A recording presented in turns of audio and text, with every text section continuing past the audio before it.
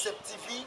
Tu dis que vous avez vraiment épelé, il y a de partout dans le monde, en Amérique, en Asie, en Océanie, en Europe, pourquoi pas en Afrique. Vous avez vraiment épelé. Merci pour la fidélité Nabino. À tout moment, vous avez toujours branché pour la Colanda Bisso.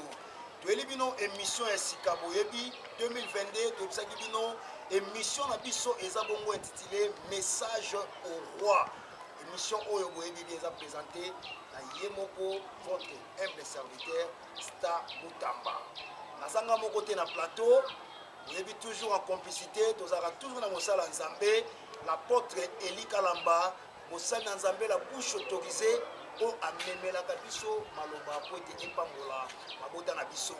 Tango na ebisiyo benga papa benga mama benga bana bova ndelongo boza ba biki boza ba bible na bino boza ba kaye bo noter maloba na nzambe oyo ekopesa mela bino na nzela mosali na nzambe l'apôtre Eli Kalamba oyo akambaka bongo église ACEP Assemblée évangélique éternelle paix.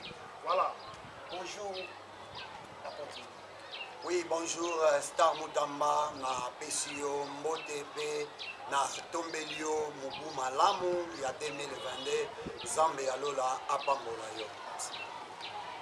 Voilà, Waneza Bongo, Mosai Nzambe, Apamboli Ndengai, Melarolinga, Mosai Nzambe, Apambola Bongo, Ba Obazali Bongo, Balandina Bisso, Baza fidèle Tango Nyonso, Yakulandaka ACEP TV, Mosai Nzambe, Pambola Banazam. Oui, bien aimé dans le Seigneur, Nako Sepela, Ozala connecté, Scotier Nabiso, parce que souci Nabiso ezali ete bolanda message oyo eko édifier bino.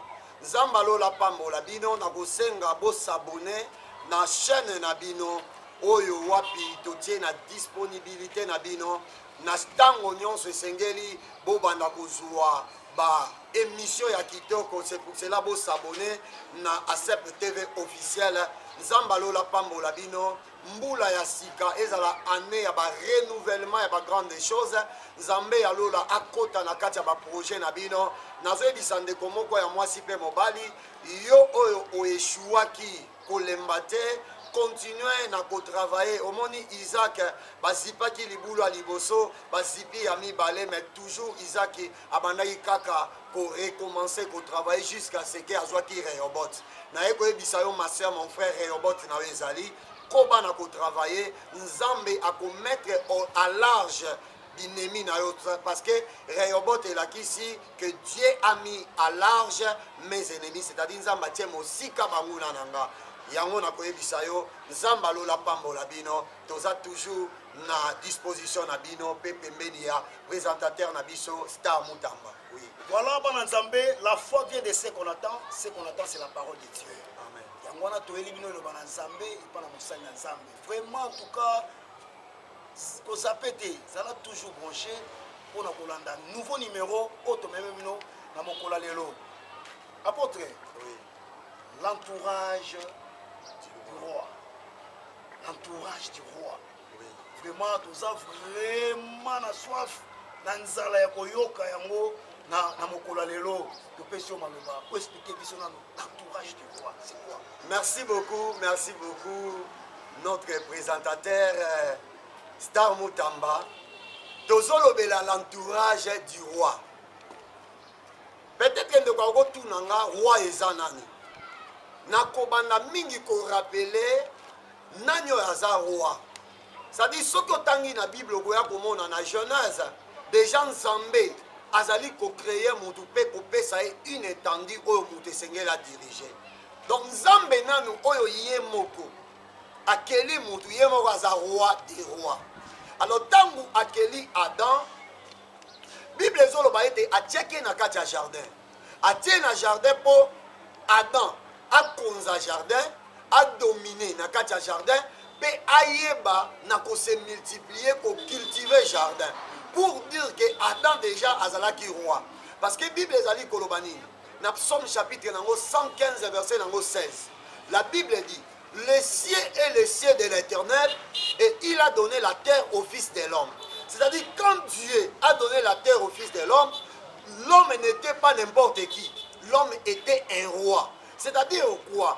Tant que l'entourage des rois, l'entourage du roi elingi koloba rien que choix oyo roi asalaka na bato bakoki kozala na environnement na ye parce que roi aza n'importe qui te roi aza mutu oyo bapesi ye une grande responsabilité pour ayeba na kojouer rôle moko très très important. Alors tant tozolobela l'entourage du roi tolingi koyebisa mutu oyo nzambe akeli tolingi koyebisa mutu oyo azosala mosala moko songolo pakala tolingi koyebisa mama oyo aza na kati ya ndako mama mpe aza mokonzi ya ndako ndenge papa mpe aza mokonzi ya ndako c'est la même chose baroi bazali na badomaine ebele siko nde toza awa tozolobela te roi moko boye songolo pakala mais nous parlons de l'homme comme un roi. Amen. Sikoyo par rapport ya entourage tolingi koyebisa bato ke tango oza un homme élevé tango oza un homme qui a beaucoup de valeur oza une femme que Dieu a mis des potentialités il faut yeba entourage nini okoki kozala na yango parce que moni shit ya bato ebele ezali parce que basala choix ya entourage mabe eza na bato misusu bavanda na bato oyo vi na bango ebeba ye moko ayeba te ke début ya kobeba na ye ezali parce que asalaki choix ya ami moko choix ya collaborateur moko oyo azalaka mabe ntango tozolobela entourage du roi tolingi toekipe roi na connaissance oyo ekosala ete asala choix malamu ya entourage mpo ajouer rôle na ye na se na mokili. Voilà entourage du roi ndenge mosali na nzambe awuti koloba balobaka na biso balobi ete la mauvaise compagnie corrompt ou eyebana kobebisa oyo ezali bonne mœurs. Yango wana mosali na nzambe azolobela biso sur l'entourage du roi. L'entourage du roi roi ebongi ayeba banani oyo bakoki kozala pembeni na ye mpo ete ayebana kotambwisama na lolenge esengeli.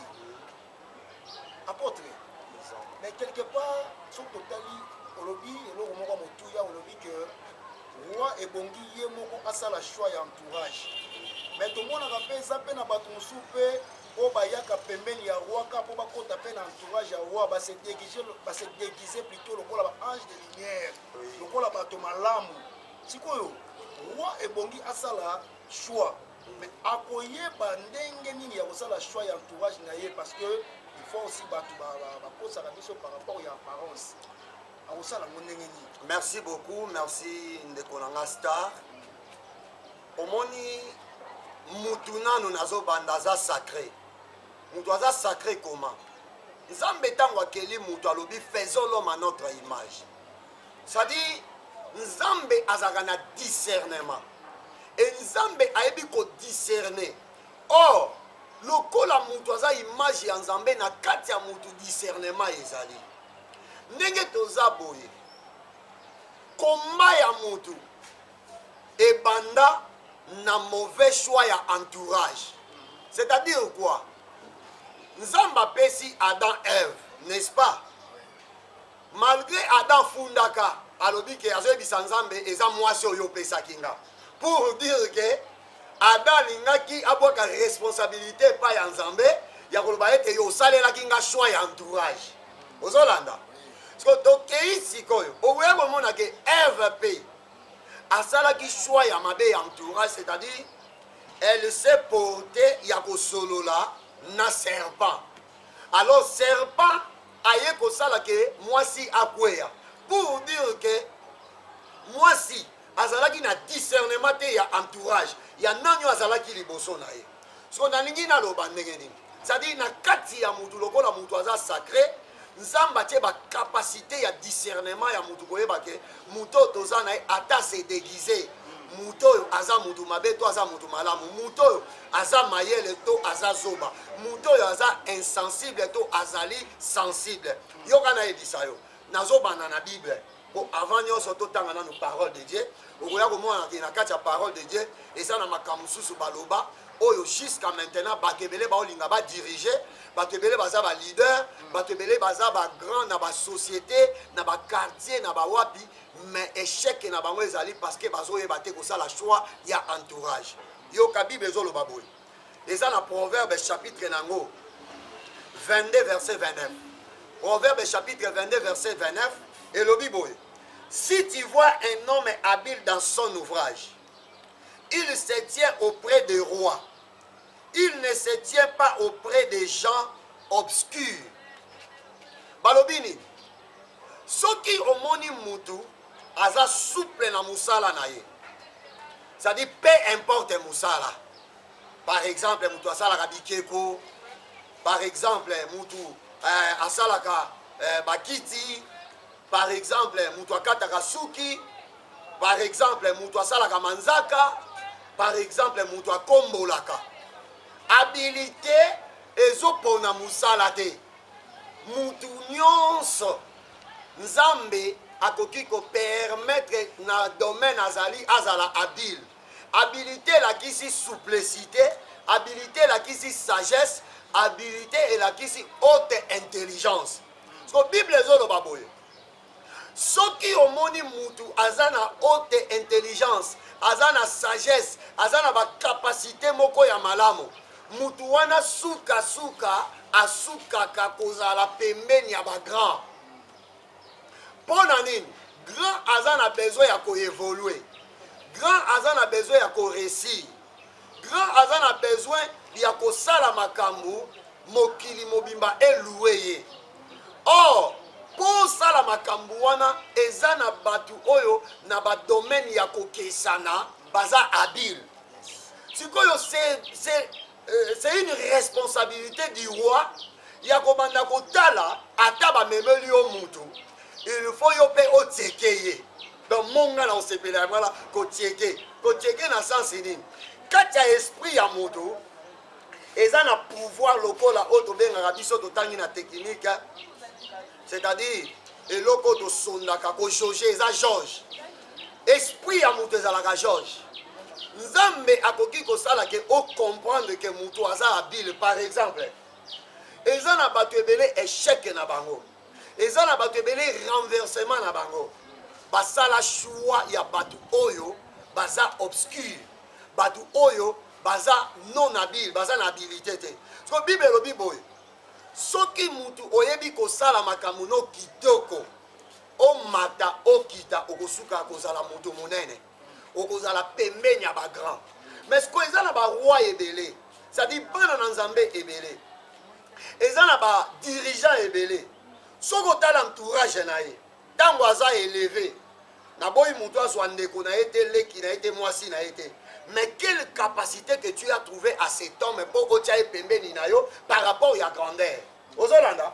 Soki ndeko no mwasi aza mayele. Aza habile. Soki mama na yo, noko na yo, aza habile. Eza mabete otia pembeni na yo.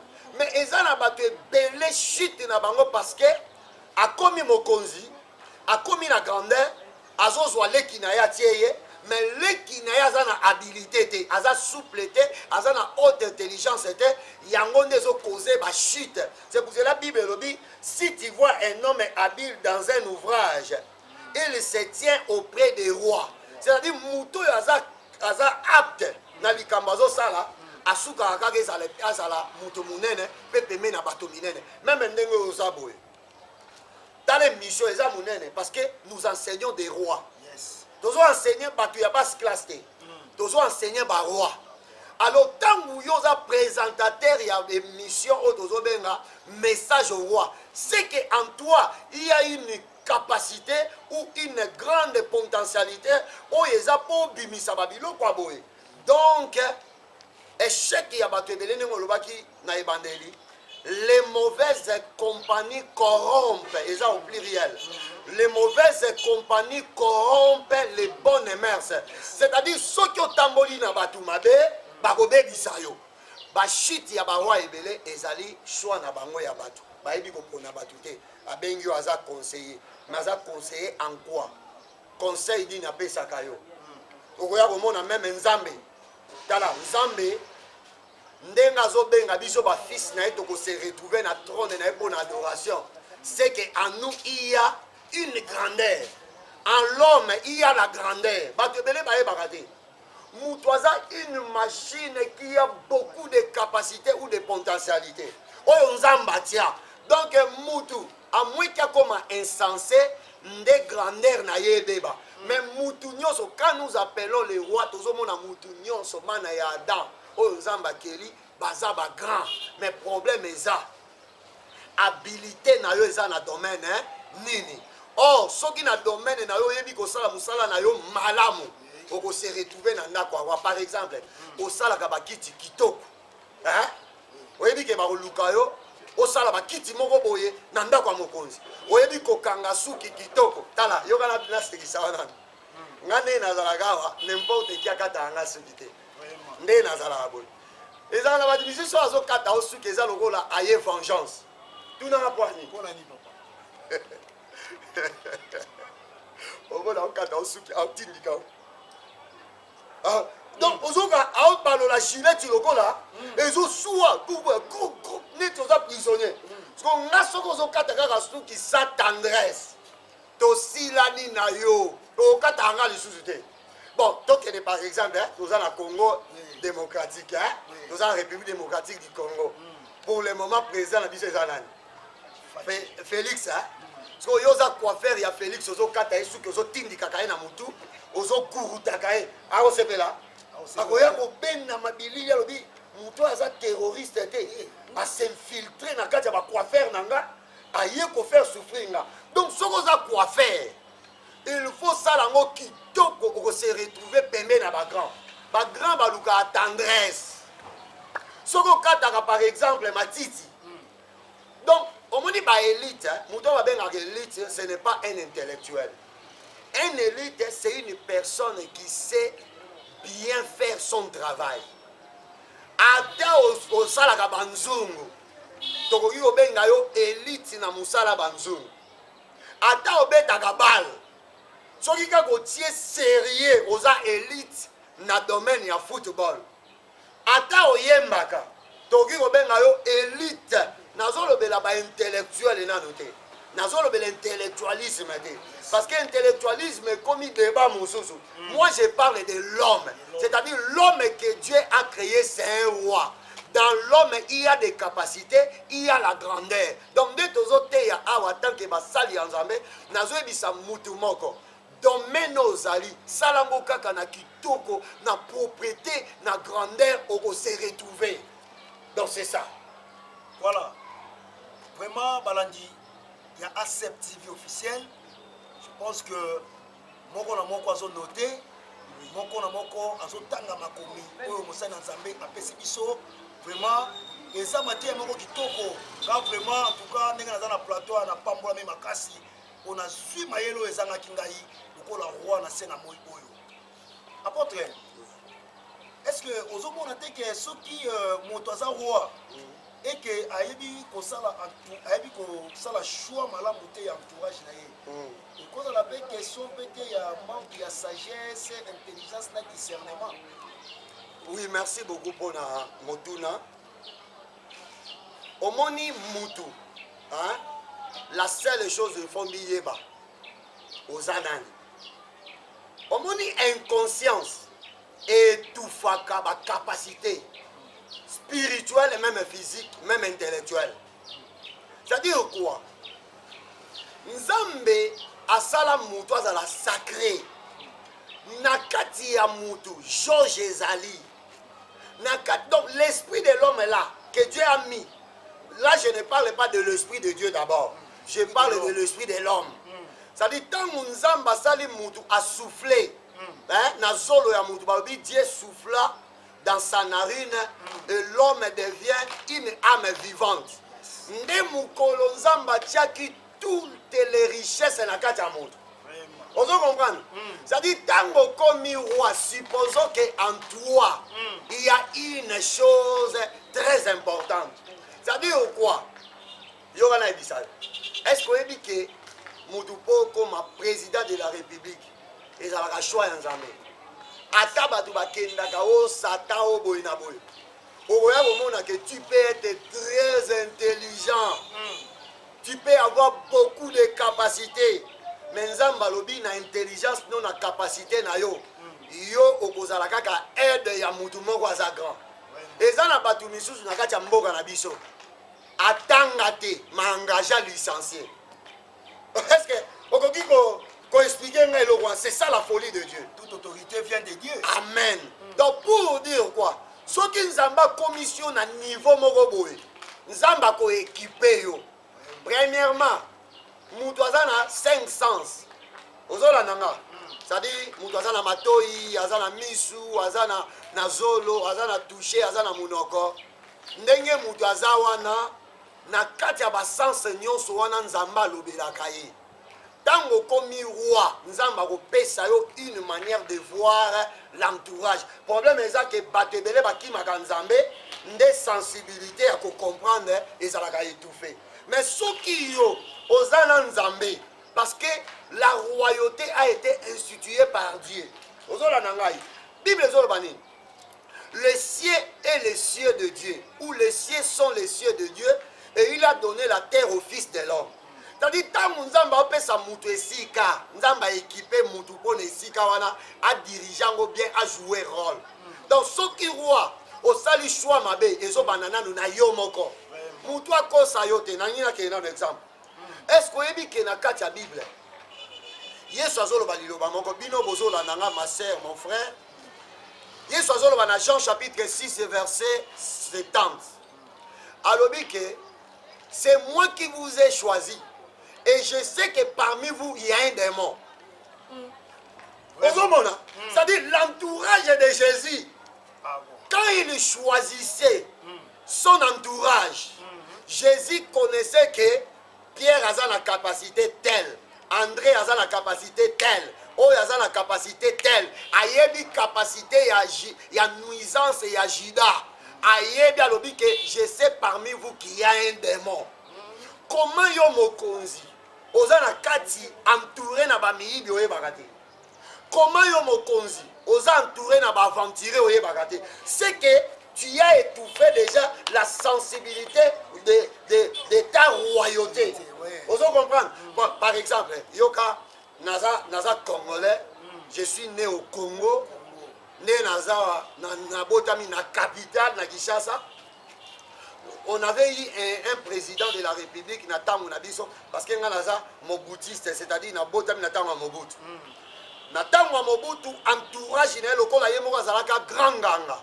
Entourage à Mobutu pezaki na banganga. Et là na banganga msusu bakendaka kaka ko envoûter Mobutu po bazalaka na ba poste moko songolo pakala. Est-ce que vous bien? Ça dit quoi?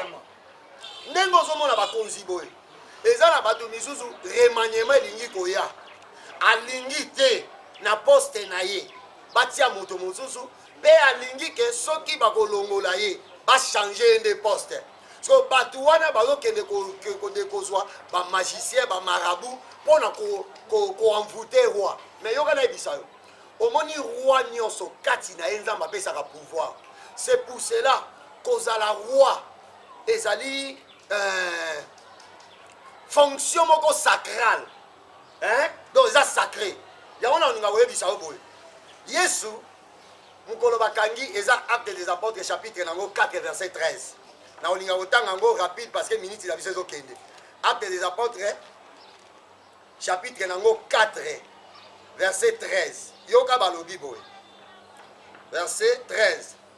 Lorsqu'ils virent l'assurance de Pierre et de Jean, ils firent étonnés, vous soulignez place wana, ils firent étonnés, sachant que c'était des hommes du peuple sans instruction.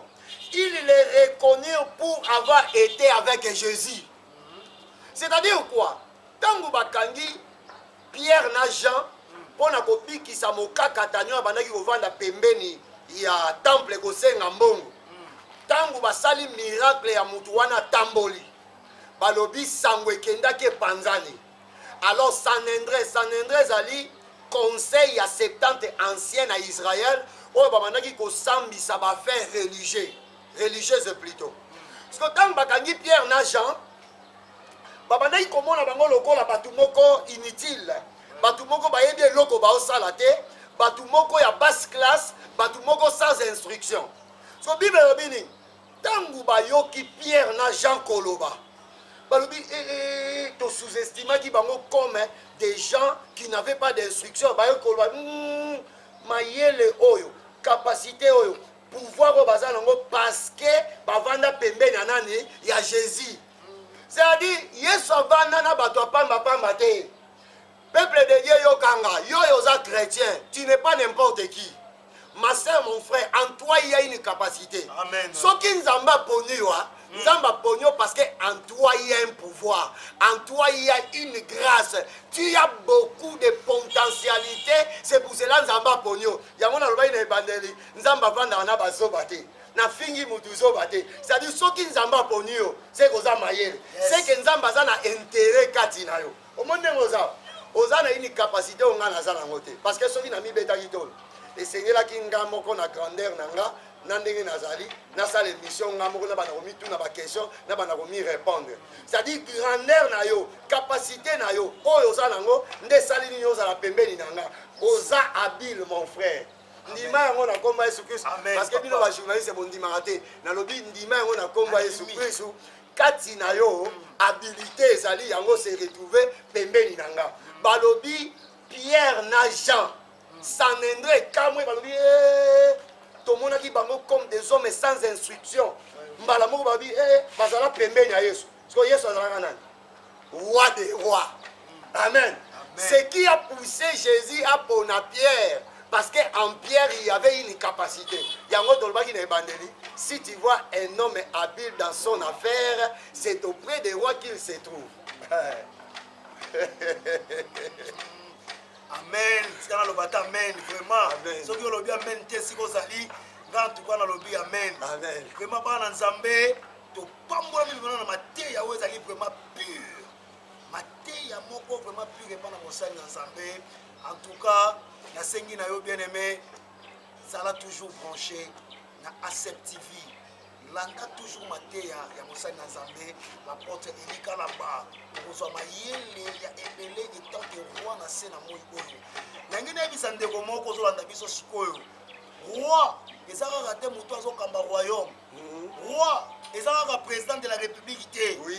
Roi, ezaka ministre té, ezaka député té, ezaka sokinalité. Oui. Mais roi eza yona point ozali oza roi. Amen. Et tant que fils de Dieu, moi na Nzambe, yeba ke yo oza roi. Oza roi na esiko ozali.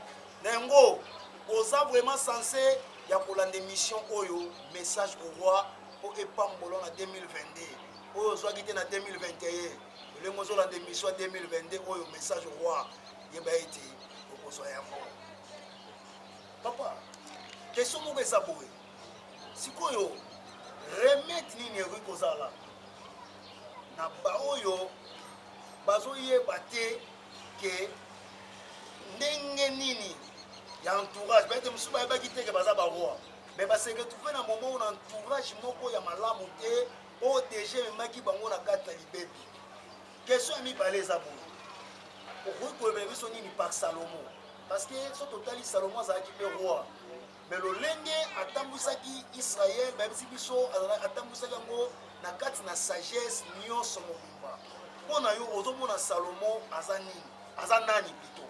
Amen, merci beaucoup. Premièrement, olobi pour la remède, deuxièmement pour la Salomon. Na olinga koyebisa nanu moto nyonso que Dieu est l'initiateur de toutes choses. C'est-à-dire l'auteur de tout ce qui existe, c'est Dieu. Tu ne peux pas être roi, tu ne veux plus être, plutôt, tu ne veux pas se confier à celui qui a tout créé. Oyebi batu misusu ba échec na bango ezane. Azolo bakiaza ate. Andimelaka Nzambe te. Mais tala. Tant tout le monde a bandako, nde toza awa. Ndako eza na mutu akelaki yango, asalaki yango. Mais nde mokili eza. Eza na mutu akelaki yango. Tozomona ba savant omoni mutu asali mutuka na kombo ya Mercedes. Ebimaka na mpwasa te. Tomoni mutu asali mutuka na kombo par exemple ya VW. Ebima na mpwasa te. Alors, donc, et l'autre nyonso, les agana créateur nango. Parce que la première chose, il faut ça la confiance dans Nzambe. Ou ça la confiance et pas Nzambe. Parce que son tali vie à Salomon, malgré na souka koufaki na apostasie, mais Salomon dans son débit, à Lukaka Nzambe, aluki nzamba yebisi yondo pesi ngai peuple on a dirigé azolele pa nzambe balobi Dieu est apparu à Salomon atuni olingi na salela yo nini ozoga Salomon yebisi nzamba lobi peuple o eza plus nombreux et la terre d'Israël est plus grande pour na dirigeant moi ezosenga nazala na sagesse na intelligence. Celui qui a donné à Salomon la sagesse et l'intelligence, c'est Dieu créateur. Mon frère, ma soeur, na musala ozosala na coin ozali zala na confiance na créateur parce que même les artistes s'inspirent à la nature. Mais ozo s'inspirer na nature ozo boya muto ya kela nature wana omoni automatiquement ezali sans science et sans conscience parce que la conscience nous parle qu'il y a un créateur qui existe. Parlant de Yolo Baboy. Et remède des âmes, ma soeur, mon frère, ça la confiance dans Nzambe, payer banania tcheo wana. Tant aux âmes au konzi, les âmes moutou moko établi, yo ça la confiance dans moutou wana pour se retrouver na grandeur. C'est-à-dire quoi? Salomon azali un grand roi na Israël. Ba verset za ebelé. Mais so otangi kaka Ecclésiaste, au monde un jour, Ecclésiaste chapitre 1, autant Ecclésiaste chapitre 2, dans Ecclésiaste 1, il était devenu grand, plus que tous les rois qui ont existé dans Israël. Mais un jour, a commis vanité de vanité. Tout est vanité. Talana nous roi à l'écart à l'ata bien. À solo na banyama. Azala na sagesse, il y a séjour de mort.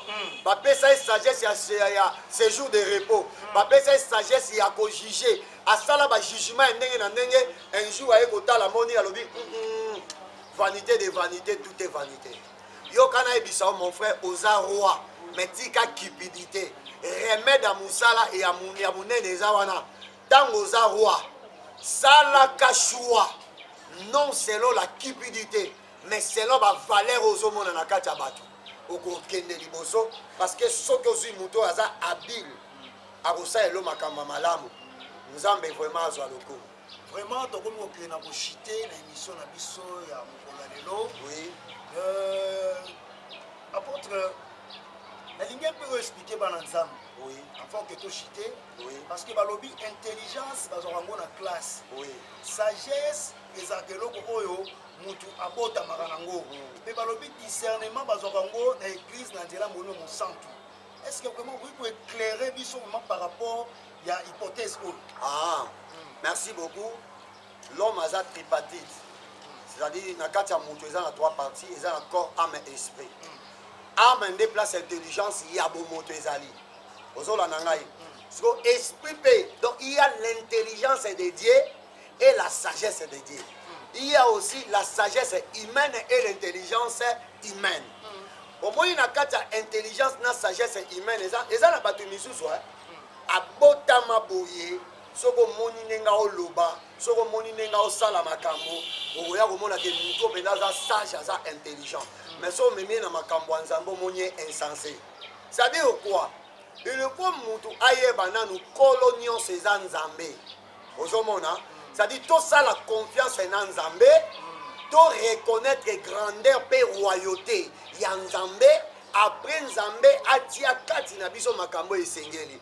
Batebele Baza étouffé pour reconnaître Nzambe.